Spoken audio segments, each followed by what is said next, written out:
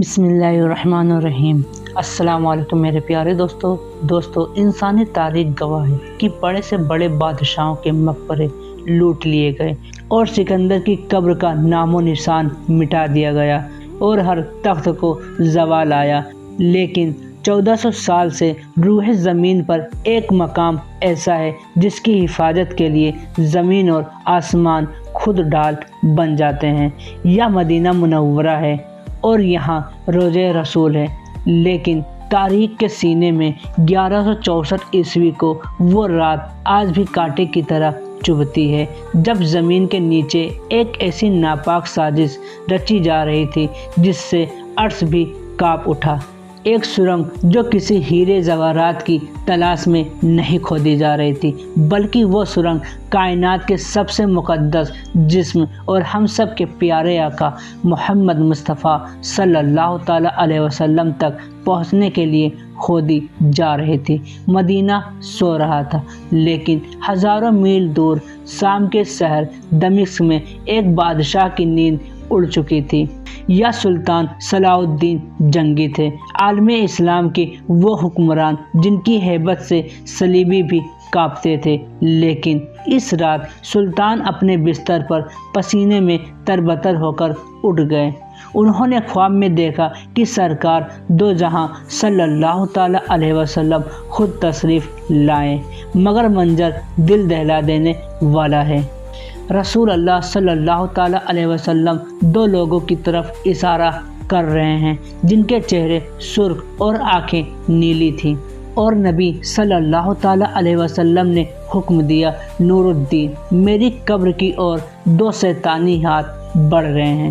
وہ شیطانی ہاتھ یہودی کے تھے اور کہا، انہیں روکو۔ سلطان جنگی چیخ مار کر اٹھ گئے، جسم کانپ رہا تھا، آنکھوں سے آنسو جاری ہو گئے۔ وہ سمجھ نہیں پا رہے تھے کہ اس خواب کا کیا مطلب ہے۔ نبی صلی اللہ تعالیٰ علیہ وسلم کو کس سے خطرہ ہو سکتا ہے؟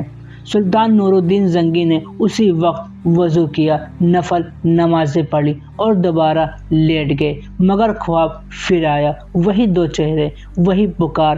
3 بار ایسا ہوا۔ اب سلطان کے لیے اپنے محل میں ایک لمحہ بھی رکنا بھی ناممکن ہو گیا تھا۔ رات کے آخری پہر انہوں نے اپنے وزیر کو طلب کیا۔ یہ وزیر صرف ایک مشیر نہیں بلکہ ایک صاحب بصیرت انسان تھے۔ سلطان نے روتے ہوئے اپنا خواب بیان کیا۔ وزیر نے فوراً کہا، اے ہمارے سلطان، آپ ابھی تک یہاں بیٹھے ہیں، مدینہ منورہ پر کوئی بڑی آفت آنے والی ہے، آپ کو فوراً وہاں پہنچنا ہوگا۔ اسی وقت حکم جاری ہوا۔ یہ کوئی سرکاری دورہ نہیں تھا، یہ ایک خفیہ مشن تھا۔ سلطان نے 20 بہترین گھڑ سوار اور بہت سارا مال اور دولت ساتھ لیا اور دمشق سے مدینہ کی طرف روانہ ہو گئے۔ تاریخ لکھتی ہے کہ وہ سفر جو مہینوں میں طے ہوتا تھا، سلطان نور الدین زنگی نے صرف 16 دن میں طے کر دیا۔ وہ راستوں میں کہیں نہیں رکے، نہ آرام کیا، نہ سوئے۔ ان کی آنکھوں میں صرف ایک ہی تصویر تھی، وہ دو خوفناک چہرے۔ جب سلطان مدینہ پہنچے تو شہر کی فضا سوگوار تھی۔ سلطان نے سیدھا مسجد نبوی کا رخ کیا، روضہ رسول صلی اللہ تعالیٰ علیہ وسلم پر اپنی حاضری دی۔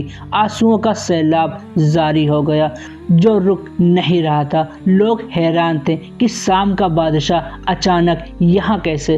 سلطان نے اپنے وزیر سے کہا، میں کسی کو بتا نہیں سکتا کہ میں یہاں کیوں آیا ہوں، مجھے وہ دو چہرے تلاش کرنے ہیں۔ ایک منصوبہ بنایا گیا، اعلان کیا گیا۔ سلطان مدینہ کے تمام شہریوں کو اپنے ہاتھ سے صدقہ دینا چاہتے تھے۔ مقصد یہ تھا کہ مدینہ کا ہر ایک شخص سلطان کے سامنے سے گزرے۔ اگلے دن مسجد نبوی میں ہجوم لگ گیا۔ شہر کا ہر بوڑھا، بچہ اور جوان قطار میں کھڑا ہو گیا۔ سلطان ہر چہرے کو غور سے دیکھنے لگے اور پھر مایوسی سے نظر ہٹا لیتے۔ گھنٹوں گزرتے گئے، لوگ آتے گئے، خزانہ ختم ہوتا گیا، مگر وہ دو چہرے کہیں نظر نہیں آئے۔ شام ہو چکی تھی، خزانہ خالی ہو گیا تھا، مگر سلطان کی تلاش ادھوری تھی۔ وہ परेशान थे कि कहीं ख्वाब सिर्फ एक वहम तो नहीं, मगर दिल गवाही नहीं दे रहा था और कह रहा था कि खतरा अभी टला नहीं है। सुल्तान ने मदीना के गवर्नर से पूछा, क्या कोई ऐसा शख्स बाकी है जो मुझसे मिलने न आया हो? गवर्नर ने सोचा और जवाब दिया, नहीं सुल्तान, सब आ चुके हैं सिवाय 2 मगरबी लोगों के, और वो बहुत नेक और मुत्तकी लोग हैं। वह किसी से कुछ नहीं लेते बल्कि खुद खैरात करते हैं। या सुनते ही सुल्तान नूरुद्दीन जंगी की आंखों में एक चमक आ गई। उनका दिल जोर से धड़कने लगा। उन्होंने हुक्म दिया, इन्हें फौरन मेरे सामने पेश करो। गवर्नर ने कहा, वह तो रोज़े रसूल सल्लल्लाहु ताला अलैहि वसल्लम के करीब एक मकान में रहते हैं और दिन रात इबादत में मशगूल रहते हैं। सुल्तान ने कहा, तो हम खुद ही उनके पास जाएंगे। सुल्तान अपने मुहाफिजों के साथ मस्जिद नबवी के करीब इस छोटे से मकान में दाखिल हुए। वहाँ 2 शख्स मौजूद थे, लंबी दाढ़ियाँ, हाथों में तस्बीह। लेकिन सुल्तान नूरुद्दीन जंगी की नज़र जब उन पर पड़ी तो उन दोनों के पैरों के नीचे से ज़मीन खिसक गई। या वही 2 चेहरे थे, वही सुर्ख रंग, वही नीली आंखें, या वही शैतानी लोग थे जिन्हें नबी करीम सल्लल्लाहु ताला अलैहि वसल्लम ने ख्वाब में दिखाया था। सुल्तान ने गुस्से पर काबू पाते हुए पूछा, तुम कौन हो? यहाँ क्यों आए हो? उन्होंने मासूमियत से जवाब दिया, हज के लिए आए हैं और अब नबी सल्लल्लाहु ताला अलैहि वसल्लम के पड़ोस में रहने की शहादत हासिल कर रहे हैं। सुल्तान ने गरज कर कहा, सच बोलो, इससे पहले कि मैं सख्ती करूं। वो कस्में खाने लगे कि वह सिर्फ इबादत गुजार हैं। सुल्तान ने इधर उधर देखा और कमरे में मुसल्ले और सिर्फ चंद किताबें दिखाई दी। सब ठीक लग रहा था। लोग हैरान थे कि सुल्तान इन नेक बंदों पर शक क्यों कर रहे हैं, लेकिन सुल्तान का यकीन पुख्ता हो गया था। वो खुद आगे बढ़े, कमरे में बिछी हुई एक चटाई को हटाया। नीचे फर्श था, लेकिन जब उन्होंने फर्श को ठोका तो आवाज़ खोखली आई। सुल्तान ने हुक्म दिया, इसे खोदो। सिपाहियों ने मिट्टी हटाई तो नीचे एक लकड़ी का तख्ता था और जब वह तख्ता हटाया गया तो वहाँ मौजूद हर शख्स की चीख निकल गई। सब हैरान हो गए। नीचे एक गहरी और अंधेरी सुरंग थी। यह सुरंग उस कमरे से शुरू होकर सीधे नबी सल्लल्लाहु ताला अलैहि वसल्लम के कब्र मुबारक तक जाती थी। सिर्फ चंद गज का फासला रह गया था। अगर सुल्तान नूरुद्दीन जंगी सही वक्त पर न आते, अगर सुल्तान नूरुद्दीन जंगी आने में एक दिन भी देरी कर देते तो यह जालिम अपने नापाक इरादों में कामयाब हो जाते। अब वो दोनों कांप रहे थे। सुल्तान की तलवार उनके सर पर थी। उन्होंने सब सच उगल दिया। उन्होंने एतराफ़ किया कि वो मुसलमान नहीं हैं बल्कि यहूदी और क्रिश्चियन हैं, और उन्होंने कहा कि हमें स्पेन अंदुस के ईसाई हुक्मरानों ने यहाँ भेजा है। उनका मंसूबा यह था कि वह सुरंग खोदकर नबी सल्लल्लाहु ताला अलैहि वसल्लम का जिस्म मुबारक निकालें और उसे यूरोप ले जाकर मुसलमानों को शिकस्त दे दे। वो रात को सुरंग खोदते और मिट्टी को चमड़े के थैलों में भरकर मदीना से बाहर फेंक देते। वो रोज इसी तरह करते थे और नमाजें पढ़ने का दिखावा करते ताकि किसी को शक न हो। यह सुनकर वहाँ मौजूद हर मुसलमान की आंखों में खून उतर आया। सुल्तान नूरुद्दीन जंगी जारोतार रोने लगे। उन्होंने अल्लाह का शुक्र अदा किया कि तूने इस खिदमत के लिए इस गुनहगार नूरुद्दीन जंगी को चुना। अगली सुबह मदीना की तारीख का एक इबरतनाक दिन था। इन दोनों मुजरिमों को उसी जगह ले आया गया जहां उन्होंने यह साजिश रचाई थी। सुल्तान के हुक्म पर उन दोनों को मस्जिद नबी के बाहर इबरतनाक सजा दी गई।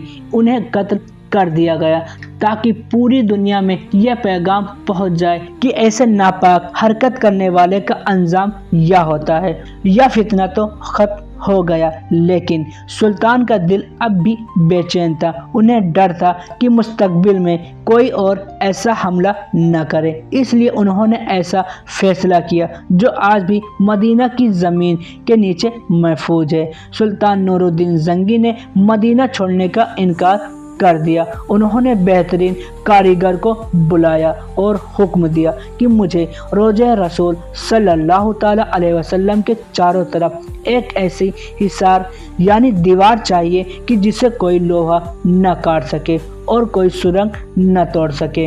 فیصلہ دیا گیا، حکم کی تعمیر ہوئی، سیسہ پگھلائی ہوئی دیوار بنائی گئی، قبر انور کے چاروں طرف گہری خندق کھودی گئی۔ تاریخ بتاتی ہے کہ یہ خندق اتنی گہری تھی کہ پانی کی سطح یعنی واٹر لیول تک پہنچ گیا۔ پھر اسی خندق میں پگھلا ہوا سیسہ ڈالا گیا، ٹنوں کے حساب سے سیسہ پگھلایا گیا اور زمین کے اندر ایک ٹھوس دیوار کھڑی کر دی گئی۔ کبھی مصر کے پاگل حکمران کوشش کی تو اللہ نے مدینہ پر ایسا طوفان بھیجا کہ لشکر تباہ ہو گیا۔ کبھی صلیبی زنگجو یہ کوشش کرتے رہے پر وہ اس ناپاک کوشش میں ہمیشہ ناکام رہے اور انہیں شکست ملتی رہی، مگر ہر بار نتیجہ ایک ہی نکلا، اللہ نے اپنے محبوب کی حفاظت کا ذمہ خود لیا۔ جیسے کہ قرآن میں ارشاد فرمایا گیا ہے کہ اللہ آپ کو لوگوں کے شر سے محفوظ رکھے گا۔ آج جب ہم مدینہ جاتے ہیں اور اس ہرے گنبد کو دیکھتے ہیں تو ہمیں یاد رکھنا چاہیے کہ اس امن کے پیچھے کتنے پہرے دار کی قربانیاں موجود ہیں۔ سلطان نور الدین زنگی صرف ایک بادشاہ نہیں تھے، وہ ایک سچے عاشق رسول تھے۔ اللہ نے انہیں بادشاہت اس لیے دی تھی تاکہ وہ اپنے حبیب صلی اللہ تعالیٰ علیہ وسلم کے آرام گاہ کی حفاظت کر سکے۔ یہ واقعہ ہمیں سکھاتی ہے کہ اس کے رسول صلی اللہ تعالیٰ علیہ وسلم صرف دوا نہیں بلکہ عمل کا نام ہے۔ جب بھی صلی اللہ تعالیٰ علیہ وسلم پر آنچ آنے والی ہوگی تو اللہ کسی نہ کسی نور الدین زنگی کو کھڑا کر دے گا۔ اس ویڈیو کو زیادہ سے زیادہ شیئر کریں تاکہ ہماری آنے والی نسلوں کو پتہ چلے کہ ہمارے بڑوں نے اس دین کی حفاظت کیسے کی۔ اللہ ہم سب کو روضہ رسول صلی اللہ تعالیٰ علیہ وسلم کی زیارت کرنے کی توفیق عطا فرمائے، آمین۔